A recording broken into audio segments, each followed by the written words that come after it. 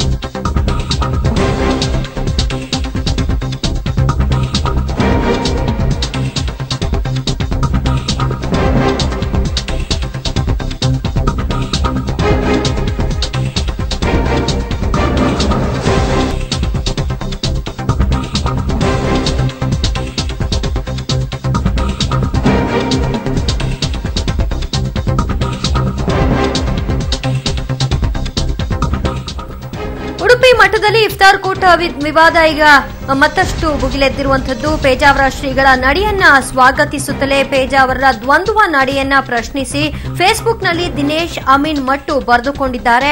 ಉಡುಪಿ ಮಠದಲ್ಲಿ ಇಫ್ತಾರ್ ಕೂಟ ಏರ್ಪಡಿಸಿದ್ರು ಸರಿ, ನಮಾಜ್ ಮಾಡಲು ಅವಕಾಶ ಮಾಡಿಕೊಟ್ಟಿದ್ದು ಮಾತ್ರವಲ್ಲ, ಆ ಸ್ಥಳವನ್ನ ಗೋಮೂತ್ರದಿಂದ ಶುದ್ಧೀಕರಿಸಲು ನಿರಾಕರಿಸಿದ್ರು.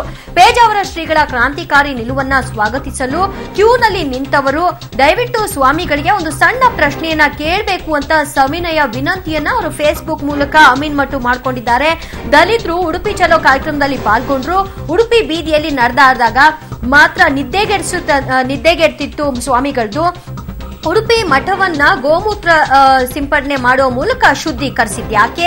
ಸ್ವಾಮೀಜಿಯವರ ಇಫ್ತಾರ್ ಕೂಟವನ್ನ ಬೆಂಬಲಿಸುತ್ತಿರುವಂತಹ ರಾಜಕೀಯ ನಾಯಕರು ಈಗ ಈ ಕುರಿತಾಗಿ ಪ್ರಶ್ನೆಯನ್ನ ಮಾಡಬೇಕಿದೆ. ಉಡುಪಿ ಮಠವನ್ನ ಸ್ವಚ್ಛಗೊಳಿಸಿದ ಸ್ವಾಮೀಜಿಯವರ ನಡೆಯ ಬಗ್ಗೆ ಒಂದಷ್ಟು ಸಂಶಯ ವ್ಯಕ್ತವಾಗ್ತಾ ಇದೆ. ಯಾಕೆ ಇದರ ಕುರಿತಾಗಿ ಯಾರೂ ಕೂಡ ಬಾಯ್ ಬಿಡ್ತಾ ಇಲ್ಲ? ಬಾಯಿ ಮುಚ್ಕೊಂಡಿರೋದಾದ್ರೂ ಯಾಕೆ? ದಲಿತರು ಮುಸ್ಲಿಮರಿಗಿಂತಲೂ ಅಂತ ಹೇಳಿ ಒಂದು ಸ್ಪೇಸ್ ಕೊಟ್ಟು ಕ್ವೆಶ್ಚನ್ ಮಾರ್ಕ್ ಅನ್ನ ಹಾಕಲಾಗಿದೆ. ಹಾಗಿದ್ರೆ ಯಾಕೆ ಶ್ರೀಗಳು ದ್ವಂದ್ವ ನಿಲುವನ್ನ ತೆಗೆದುಕೊಂಡಿದ್ದಾರೆ? ಆಗ ಶುದ್ಧೀಕರಿಸಿದ್ರು, ಈಗ ಶುದ್ಧೀಕರಿಸಲಿಕ್ಕೆ ಯಾಕೆ ನಿರಾಕರಣೆಯನ್ನ ಮಾಡ್ತಾ ಇದ್ದಾರೆ? ಈಗ ತೋರ್ತಾ ಇರುವಂತಹ ಕಾಳಜಿ ಆಗ್ಯಾಕಿರಲಿಲ್ಲ? ಇದರ ಕುರಿತಾಗಿ ಶ್ರೀಗಳನ್ನ ಪ್ರಶ್ನೆ ಮಾಡಬೇಕು. ಇದು ಶ್ರೀಗಳು ಮುಖವಾಡ ಹಾಕಿಕೊಂಡಂತೆ ಕಂಡು ಬರ್ತಾ ಇದೆ ಅಂತ ಅಮೀನ್ ಮಟ್ಟು ಹೇಳ್ಕೊಂಡಿದ್ದಾರೆ. ಉಡುಪಿ ಮಠದಲ್ಲಿ ನಮಾಜ್ಗೆ ಅವಕಾಶ ಮಾಡಿಕೊಟ್ಟಿದ್ದು ಅಲ್ಲದೆ ಅಲ್ಲಿ ಇಫ್ತಾರ್ ಕೂಟವನ್ನ ಏರ್ಪಡಿಸಲಾಗಿತ್ತು. ಇದು ಬಹಳಷ್ಟು ಚರ್ಚೆಗೆ ಗ್ರಾಸವಾಗಿತ್ತು. ಆದ್ರೆ ಆಗ ಉಡುಪಿ ಚಲೋ ಸಂದರ್ಭದಲ್ಲಿ ಆದಂತಹ ಒಂದು ಧೋರಣೆ, ಈಗ ನಡೀತಾ ಇರುವಂತಹ ಒಂದು ಬೆಳವಣಿಗೆ, ಇದೆರಡರ ಕುರಿತಾಗಿ ತಾಳೆ ಹಾಕ್ತಾ ಅಮೀನ್ ಮಟ್ಟು ಪ್ರಶ್ನೆ ಮಾಡಿದ್ದಾರೆ. ಇದಕ್ಕೆ ಶ್ರೀಗಳೇನು ಉತ್ತರ ಕೊಡ್ತಾರೆ ನೋಡ್ಬೇಕು. ಈ ಬಗ್ಗೆ ಹೆಚ್ಚಿನ ಡೀಟೇಲ್ಸ್ ಕೊಡ್ತಾರೆ ನಮ್ಮ ಪ್ರತಿನಿಧಿ ಪವಿತ್ರ ಕರ್ತಲ. ಪವಿತ್ರ, ದಿನೇಶ್ ಅಮೀನ್ ಮಟ್ಟು ತಮ್ಮ ಫೇಸ್ಬುಕ್ ಅಕೌಂಟ್ನಲ್ಲಿ ಇದನ್ನ ಬೆಂಬಲಿಸುತ್ತಲೇ ಒಂದು ಪ್ರಶ್ನೆಯನ್ನ ಕೂಡ ಎತ್ತಿದ್ದಾರೆ.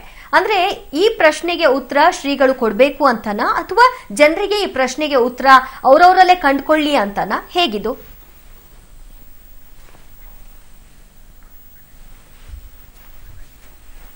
ಓಕೆ, ಲೈನ್ ಡಿಸ್ಕನೆಕ್ಟ್ ಆಗಿತ್ತು, ಮತ್ತೆ ಸಂಪರ್ಕ ಮಾಡೋಣ. ಪವಿತ್ರ, ನನ್ನ ಧ್ವನಿ ಕೇಳಿಸ್ತಾ ಇದ್ರೆ ಉಡುಪಿ ಮಠದಲ್ಲಿ ಇಫ್ತಾರ್ ಕೂಟ ವಿವಾದ ಈಗ ಮತ್ತಷ್ಟು ಭುಗಿಲೇಳ್ತಾ ಇದೆ. ದಿನೇಶ್ ಅಮೀನ್ ಮಟ್ಟು ತಮ್ಮ ಫೇಸ್ಬುಕ್ ಅಕೌಂಟ್ ನಲ್ಲಿ ಬರೆದುಕೊಂಡಿದ್ದಾರೆ. ಅಂದ್ರೆ ಶ್ರೀಗಳು ಇದಕ್ಕೆ ಉತ್ತರ ಕೊಡಬೇಕು ಅಂತನಾ ಅಥವಾ ಜನಮಾನಸದಲ್ಲಿ ಇದು ಯಾವ ರೀತಿಯಾದಂತಹ ಉತ್ತರವನ್ನ ಪಡೆದುಕೊಳ್ಳುತ್ತೆ ಅವರವರಿಗೆ ಬಿಟ್ಟಂತಹ ವಿಚಾರ ಅಂತನಾ? ಏನಂತ ಅವ್ರು ಬರ್ಕೊಂಡಿರೋದು? ದಿವ್ಯಾ, ಈಗ ಒಂದು ಪೇಜಾವರ ಶ್ರೀಗಳ ಒಂದು ಇಫ್ತಿಯಾರ್ ಕೂಟಕ್ಕೆ ಚಕ್ರವರ್ತಿ ಸೂಲಿಬೆಲೆ ಅವರು ಬೆಂಬಲ ವ್ಯಕ್ತಪಡಿಸಿದ್ರು, ಆದ್ರೆ ಮುತಾಲಿಕ್ ವಿರೋಧ ವ್ಯಕ್ತಪಡಿಸಿದ್ರು.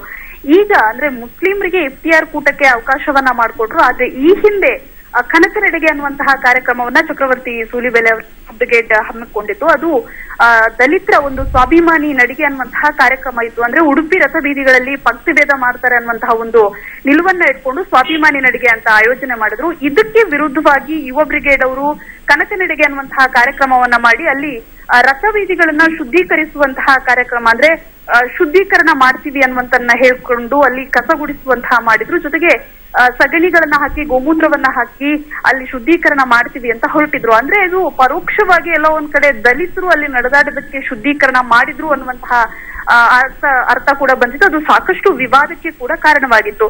ಸೊ ಈ ಹಿನ್ನೆಲೆಯನ್ನ ಇಟ್ಕೊಂಡು ಈಗ ಇವರು ದಿನೇಶ್ ಅಮೀನಮಠ ಅವರು ಮುಖ್ಯಮಂತ್ರಿ ಸಲಹೆಗಾರರು ವಿರೋಧ ವ್ಯಕ್ತಪಡಿಸಿರುವಂತದ್ದು. ಅಂದ್ರೆ ಮುಸ್ಲಿಮರಿಗಿಂತಲೂ ದಲಿತರು ಪೇಜಾವರ ಶ್ರೀಗಳಿಗೆ ಕಡೆಯಾಗಿ ಹೋದ್ರ ಅನ್ನುವಂಥದ್ದು. ಅಂದ್ರೆ ದ್ವಂದ್ವ ನಿಲುವನ್ನ ಪೇಜಾವರ ಶ್ರೀಗಳು ಮಾಡ್ತಾ ಇದ್ದಾರೆ. ಈ ಹಿಂದೆ ದಲಿತರ ಒಂದು ಯುವ ಬ್ರಿಗೇಡ್ ಮಾಡಿದಂತಹ ಕಾರ್ಯಕ್ರಮಕ್ಕೆ ಅವರೇ ಪ್ರೋತ್ಸಾಹವನ್ನ ಕೊಟ್ರು. ಆದ್ರೆ ಈಗ ಎಲ್ಲ ಒಂದು ಕಡೆ ಕ್ರಾಂತಿಕಾರಿ ನಿಲುವಿನ ಮೂಲಕ ಏನ್ ಸಂದೇಶ ಕೊಡೋದಕ್ಕೆ ಹೊರಟಿದ್ದಾರೆ ಅನ್ನುವಂತಹ ದ್ವಂದ್ವಾರ್ಥದ ಒಂದು ಹೇಳಿಕೆಯನ್ನ ಸಾಮಾಜಿಕ ಜಾಲತಾಣದಲ್ಲಿ ಹಾಕಿದ್ದಾರೆ. ದಿವ್ಯಾ. ಓಕೆ ಪವಿತ್ರ, ನಾನು ಮತ್ತೆ ಸಂಪರ್ಕ ಮಾಡ್ತೀನಿ. ದಲಿತ ಮುಖಂಡರು ನಮ್ಮ ಜೊತೆಗಿದ್ದಾರೆ, ಸುಂದರ್ ಮಾಸ್ತರ್ ಅಂತ. ನಮಸ್ತೆ ಸರ್. ನಮಸ್ತೆ, ನಾನು ದಲಿತ ದಮನಿತರ ಹೋರಾಟ ಸಮಿತಿಯ ಜಿಲ್ಲಾ ಅಧ್ಯಕ್ಷನಾಗಿದ್ದೇನೆ. ಓಕೆ, ಹೇಳಿ ಸುಂದರ್ ಮಾಸ್ತರ್. ಇದೀಗ ಇತ್ತೀಚೆಗೆ ನಡೆದಂತ ಕೆಲವು ನಡವಳಿಕೆ ಪೇಜಾವರ ಶ್ರೀಗಳ ನಡವಳಿಕೆಗಳಿಂದ ಬಹಳ ಅನುಮಾನ ವ್ಯಕ್ತಪಡ್ತಾ ಆಗ್ತಾ ಇದೆ. ಯಾವ ಅರ್ಥದಲ್ಲಿ? ಯಾವ ಅರ್ಥ? ನಾವು ಉಡುಪಿ ಚಲೋ ಒಂದು ಕಾರ್ಯಕ್ರಮ ಮಾಡಿದಾಗ ದಲಿತರು ನಡೆದಂತ ಎಲ್ಲ ಉಡುಪಿ ಎಲ್ಲ ಮಲಿನಗೊಂಡಿದೆ. ಅದಕ್ಕೆ ಚಕ್ರವರ್ತಿ ಸೂಲಿಬೆಲೆ ಅದನ್ನು ನಾವು ಶುದ್ಧೀಕರಣ ಮಾಡೋದ್ರಿಂದ ಕನಕನಡಿಗೆ ಅಂತ ನಡೆಯನ್ನು ಮಾಡಿದ್ರು.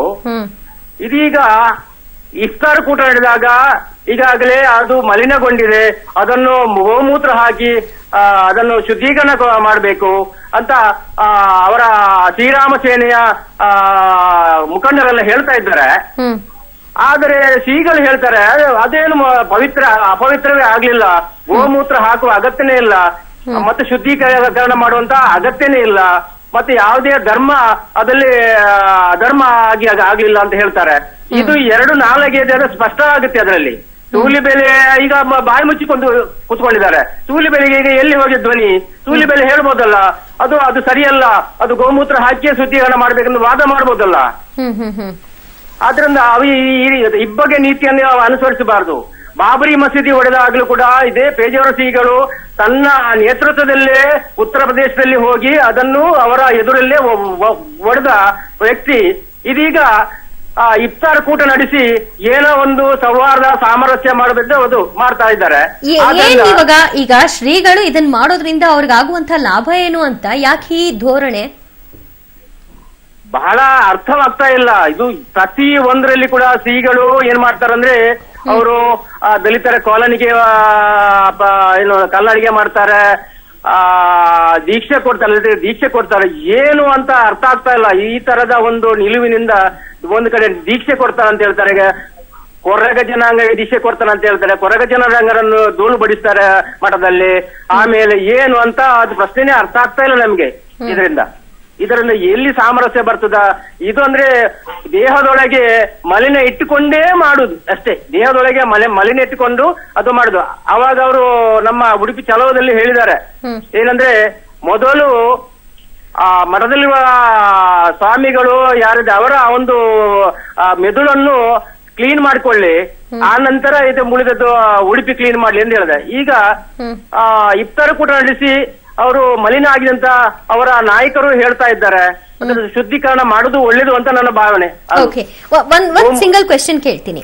ಅವಾಗ ಅವರು ಶುದ್ಧೀಕರಣ ಮಾಡಿದ್ರು, ಇವಾಗ ಶುದ್ಧೀಕರಣ ಮಾಡಬೇಕು ಅನ್ನೋದು ನಿಮ್ಮ ಪಟ್ಟು, ಅಥವಾ ಮುಸ್ಲಿಮರನ್ನ ಅವರು ಸೌಹಾರ್ದಯುತವಾಗಿ ನೋಡ್ಬೇಕು ಅಂತ ಒಳಗ್ ಬಿಟ್ಕೊಂಡಾಗ ನಮ್ಮನ್ನು ಕೂಡ ಹಾಗೆ ಕಾಣ್ಬೇಕು ಅನ್ನೋದು ನಿಮ್ಮ ಪಟ್ಟ? ಎರಡರಲ್ಲಿ ಯಾವುದು? ನೋಡಿ, ಅಲ್ಲಿ ಪಂಕ್ತಿ ಭೇದ ಬಿಟ್ಟು ಎಲ್ಲರಿಗೂ ಕೂಡ ಒಂದು ಸಹಪಂಕ್ತಿ ಭೋಜನ ಕೊಡ್ಲಿ, ನಮ್ಮ ಅದೇ ಸಹಪಂಕ್ತಿ ಭೋಜನ ಕೊಡ್ಲಿ, ಎಲ್ಲರಿಗೂ ಒಂದು ಸಮಾನತೆ ಕಾಣ್ಲಿ. ಅಲ್ಲಿ ಅಸ್ಪೃಶ್ಯತೆಯನ್ನು ಅಸಮಾನತೆಯನ್ನು ಮೈಗೂಡಿಸಿಕೊಂಡು ಈ ತರ ಒಂದು ನಾಟಕೀಯವಾಗಿ ಮಾಡುವುದು ಅಗತ್ಯ ಇಲ್ಲ. ದಲಿತರು ಬಂದಾಗ ಅಷ್ಟು ದೂರ ನಿಲ್ಲುವ ವ್ಯಕ್ತಿಗಳು ಸುಮ್ಮನೆ ಈ ತರದ ಒಂದು ಮಾಡುದು ಬೇಡ. ಮಾಡುದು ಅಂದ್ರೆ ಒಳ್ಳೆ ರೀತಿಯಲ್ಲಿ ಮಾಡ್ಲಿ, ದಲಿತರಿಗೂ ಅದರ ಮಠದೊಳಗೆ ಪ್ರವೇಶ ಕೊಡ್ಲಿ, ಸಮಾನತೆ ಕೊಡ್ಲಿ, ಪಂಕ್ತಿ ಭೇದ ಎಲ್ಲ ಅದು ಬಿಟ್ಟು ಬಿಡ್ಲಿ, ಎಲ್ಲರಿಗೂ ಸಮಾನತೆಯಾದ ಒಂದು ವ್ಯವಸ್ಥೆ ಕೊಡ್ಲಿ. ನಮ್ದು ಬೇಡಿಕೆ ಅಷ್ಟೇ.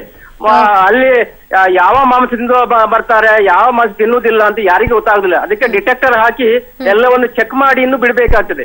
ಅದೇ ರೀತಿ ದೇಣಿಗೆಯನ್ನು ಕೂಡ ಅವರು ಅದೇ ರೀತಿ ಚೆಕ್ ಮಾಡಿದ್ದಾರೆ. ಆ ಮಾಂಸಾಹಾರ ತಿನ್ನುವರು ಯಾರ್ದು ಆ ದೇಣಿಗೆ ಸ್ವೀಕಾರ ಮಾಡಬಾರ್ದು, ಹೊರೆಕಾಣಿಕೆ ಸ್ವೀಕಾರ ಮಾಡಬಾರ್ದು. ದಲಿತರು ಅಥವಾ ಮುಸ್ಲಿಮರು ಹೊರೆಕಾಣಿಕೆ ಕೊಟ್ಟಿದ್ದಾರೆ ಕಳೆದ ವರ್ಷ, ಅದನ್ನು ಯಾರು ಸ್ವೀಕರಿಸಬಾರ್ದು, ಯಾಕಂದ್ರೆ ಅವರು ಮಾಂಸಾಹಾರದಿಂದವರಲ್ವಾ. ಈಗ ನಿಮ್ಮ ಪ್ರಶ್ನೆ ಸರಿಯಾಗಿದೆ. ದಲಿತರನ್ನು ಕೂಡ ಏಕರೂಪವಾಗಿ ಕಾಣ್ಲಿ, ಅಲ್ಲಿ ಪಂಕ್ತಿ ಭೇದ ಮಾಡೋದ್ ಬೇಡ, ಎಲ್ಲರನ್ನು ಕೂಡ ಏಕ ರೀತಿಯಾಗಿ ಕಾಣ್ಲಿ ಅನ್ನೋದು ನಿಮ್ಮ ಒಂದು ಮನವಿ. ಇದಕ್ಕೆ ಪೇಜಾವರ ಶ್ರೀಗಳು ಏನ್ ಹೇಳ್ತಾರೆ, ಮುಸ್ಲಿಮರನ್ನ ಸೌಹಾರ್ದಯುತವಾಗಿ ಕಾಣುವಂತವ್ರು ಎಲ್ಲರನ್ನೂ ಕೂಡ ಏಕ ರೀತಿಯಲ್ಲಿ ಕಾಣ್ಬೇಕು ಅನ್ನುವಂತ ನಿಮ್ಮ ವಾದವನ್ನ ಒಪ್ತಾರಾ? ನೋಡೋಣ. Thank you. ಪಬ್ಲಿಕ್ ಟಿವಿ ಜೊತೆ ಮಾತನಾಡಿದೆ.